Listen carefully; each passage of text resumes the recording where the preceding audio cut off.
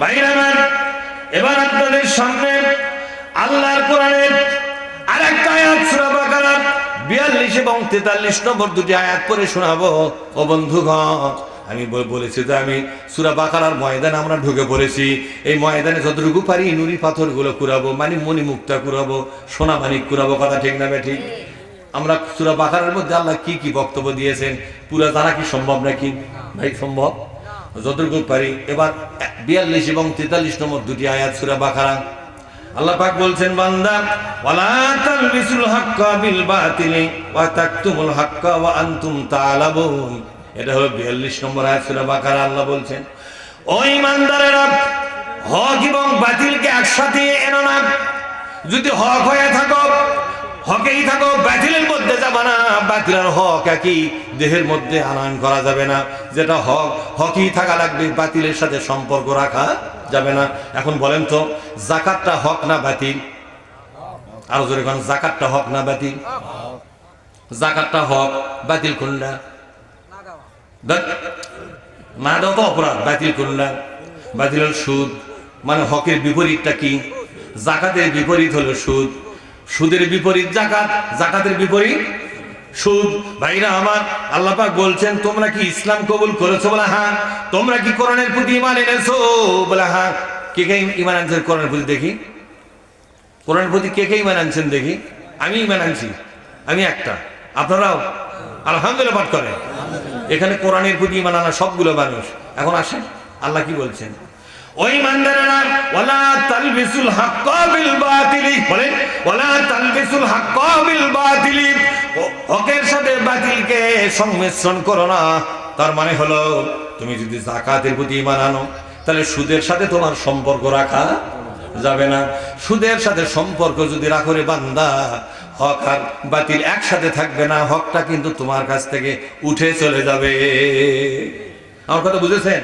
অর্থাৎ একটা হাদিস পুরো অবাক হয়ে গেলাম। সাহাবারা বলেন, ইয়া রাসূলুল্লাহ, আপনি যে বলেছেন মাঝে মধ্যে মানুষের দেহ থেকে ঈমানটা নেমে যায়, ঈমানটা কতক্ষণ থেকে আপনারা ঈমানটা কি হয়? নেমে যায়। একটা লোক যখন চুরি করে, একটা লোক যখন জিনা করে, একটা লোক যখন ডাকাতি দেয়, একটা লোক যখন মানুষের ক্ষতি করে, ওই মুহূর্তে তার দেহ থেকে ঈমানটা নেমে সরে চলে যায়। আবার লোকটা তো অপরাধ থেকে সরে আসে, ঈমানটা সরে যায়, ঈমানটা আবার তার ভিতরে ঢুকে পড়ে। সুবহানাল্লাহ বলবেন না? এই হাদিসটা কিন্তু অবাক করা হাদিস, ঠিক না বাবা? ভাইরা আমার, আল্লাহ তাআলা বলছেন সূরা বাকারার শেষের দিকে, সূরা বাকারার শেষের দিকে আল্লাহ রাব্বুল আলামিন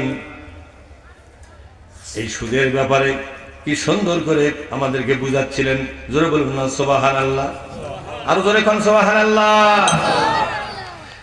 সূরা বাকারার শেষের দিকে আল্লাহ রাব্বুল আলামিন তিনি কি সুন্দর করে বুঝালেন, ও বান্দা, ইয়া আইয়ুহাল্লাযীনা আমানু, হে ঈমানদারেরা, তোমরা যারা কোরআনে বিশ্বাস করেছো, তাদের প্রতি আমার নির্দেশ হলো, আমানুত্তাকুল্লাহ, আল্লাহকে ভয় করো, তাকওয়া অবলম্বন করো, পরহেজগারী জীবন যাপন করো।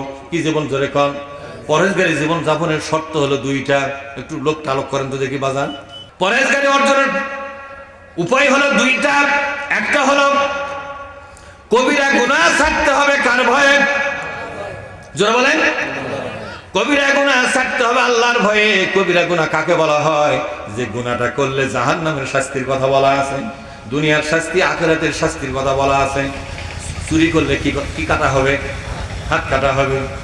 সন্ত্রাসী করলে পাছার ভিতরে বিএসআরএম রড দিয়ে মাথাতে বের করা লাগবে। হুকুম না কার? জোরে বলুন। কেউ যদি সন্ত্রাস হয়, চাঁদাবাজ হয়, লুটেরা হয়, মানুষের প্রতি রাহাজানি করে যারা, এরকম ফিতনা ফাসাদ যারা তৈরি করবে, আও ইউ সাল্লাবু, বলে আও ইউ সাল্লাবু, বলে আও ইউ সাল্লাবু। সাল্লাবু শব্দের অর্থ হলো পাছার ভিতরে বিএসআরএম রড ঢুকান লাগবে।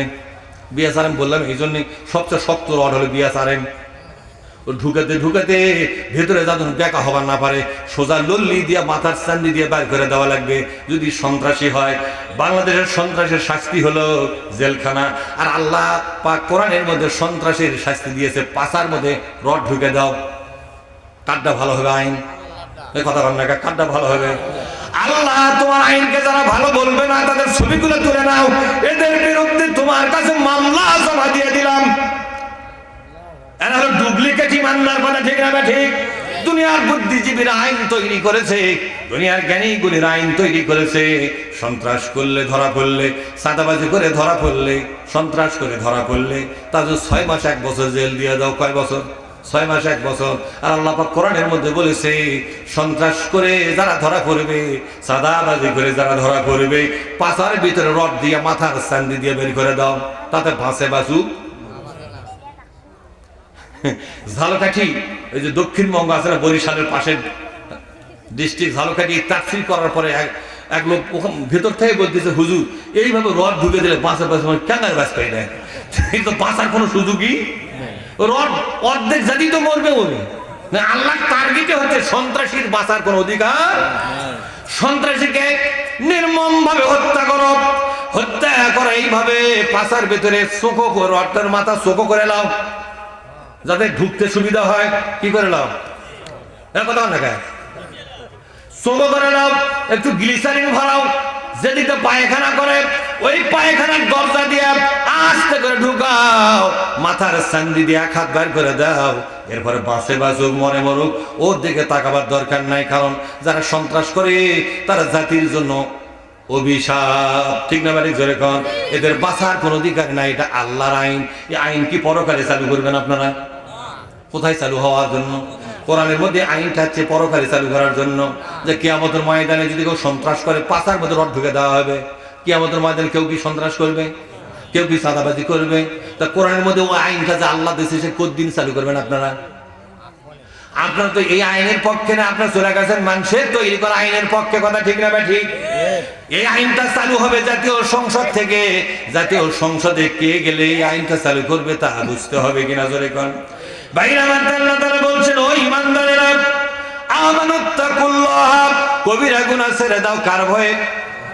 শ্বশুরের কাছ থেকে যৌতুকের টাকা নাও কার ভয়ে? আল্লাহর ভয়ে বলতে গেলে হাই রে, কি রে, যৌতুকের টাকা নেওয়া হবে না, নেওয়া যাবে না। ভাইরা আমার, যতগুলো কবিরা গুনাহ আছে, এই কবিরা গুনাহ ছেড়ে দিতে হবে আল্লাহর ভয়ে। এটা হলো একটা পাঠ। আর একটা পাঠ হলো আল্লাহকে পাওয়ার জন্য ফরজ ইবাদতগুলো আদায় করতে হবে। এটা হলো তাকওয়া অবলম্বন করার 2টা পথ। 2টা মিলে হলে 1, 2 2 যেরকম 2 2 1। বুঝেন না আমার কথা? 2 2 কত হয়? হ্যাঁ, 2 2 1। ভাইরা আমার, তাহলে আল্লাহর ভয়ে কবিরা গুনাহ ছাড়বেন 1 নম্বর। আর আল্লাহকে পাওয়ার জন্য আল্লাহর দেওয়া ফরজ ইবাদতগুলো যথাযথভাবে আদায় করবেন। এই 2টা কাজ যদি আপনার মধ্যে তৈরি হয়ে যায়, তাহলে আপনাকে মুত্তাকি বলা হবে। ভাইরা আমার, আল্লাহ বলছেন, এইবার শোনো ও মুত্তাকিরা, ও ঈমানদারেরা, সত্যিকার যদি মুত্তাকি হতে চাও, সত্যিকার ঈমানদার যদি হতে চাও রে আল্লাহর বান্দা, তাহলে তোমাদেরকে একটা নির্দেশ দিচ্ছি, ওয়াজারু মা বাকিয়া মিনার রিবা ইন কুনতুম মুমিনিন। ঈমানদারেরা ঈমান এনেছো আল্লাহর উপরে, ঈমান এনেছো নবী রাসূলের উপরে, ঈমান এনেছো কিতাবের উপরে, ঈমান এনেছো তুমি ফেরেশতাদের উপরে, পরকালের উপরে, ভালো মন্দের উপরে। কথা ঠিক না ঠিক? এই যে 7টা বিষয়ের প্রতি ঈমান এনেছো, ভালো কথা। ঈমানটা বেঁচে থাকতা তোমরা চাও না? চাও না? তোমাদের আনা ঈমান, তোমাদের ভিতরে সংরক্ষিত ঈমানটা যদি বাঁচাতে চাও, ঈমানটা যদি বাঁচাবার চাও রে আল্লাহর বান্দা, তাহলে সুদের সাথে সম্পর্ক ছেড়ে দাও।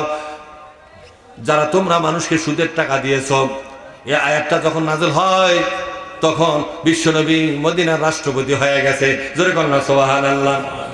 অনেক মানুষকে টাকা দিয়েছে সুদের উপরে। এখনো কিন্তু অনেক লোক টাকা দেয়, তাই না? গোটা মদিনায় সুদের উপর টাকা দেওয়া হলো। সুদ দেয় 1000, বাড়তে বাড়তে টাকা হয়ে গেছে 50,000। এরকম হচ্ছে কিনা জোরে কন? সুদের মূল টাকার চাইতে সুদের পরিমাণই বেশি। ও লোকটা সারা জীবন টাকা দিয়েও সুদের টাকা এবং আসল টাকা শোধ করতে পারে না। আল্লাহ পাক বলছেন, বান্দা, ঈমান বাঁচাবার যদি চাও, তাহলে যে টাকা তোমরা দিয়েছো মূল টাকাটা ফেরত নাও। মূল টাকাটা ফেরত নাও। সুদের টাকা যত কোটি হোক না কেন ছেড়ে দাও। ইন কুনতুম মুমিনিন, তোমরা যদি ঈমান বাঁচাবার চাও, তোমরা যদি ঈমান বাঁচাবার চাও রে বান্দা, সুদের সাথে সম্পর্ক ছেড়ে দাও। হুকুম ডাকার সুদের সাথে সম্পর্ক রাখলে বিশ্বনবী বলেছেন 70টা গুনাহ হবে। কয়টা গুনাহ? 70টা গুনাহ হবে। প্রথম নম্বরের গুনাহ হলো আল্লাহর সঙ্গে মারামারি করা। নাউজুবিল্লাহ বলেন। আল্লাহ এবং রসুলের সঙ্গে মারামারি করে 1 নম্বর গুনাহ। আর সবচেয়ে ছোট গুনাহ হলো নিজের আপন মা তাকে বিবাহ করা। নিজের মাকে ধর্ষণ করলে যে গুনাহ হয় সেই গুনাহ হবে সুদের সাথে সম্পর্ক থাকার কারণে।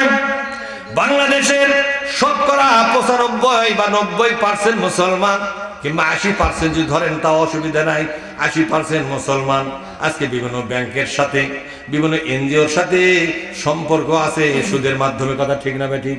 ভাই আমার, সুদের সাথে সম্পর্ক, এই দেখেন সুদ যারা লেখে, বলেন, এই ধরেন সুদ যারা লেখে, সুদের টাকা যারা দিবে আর সুদের টাকা যারা গ্রহণ করবে আর সুদের ব্যাপারে যারা সাক্ষী থাকবে, কয় জাত হলো?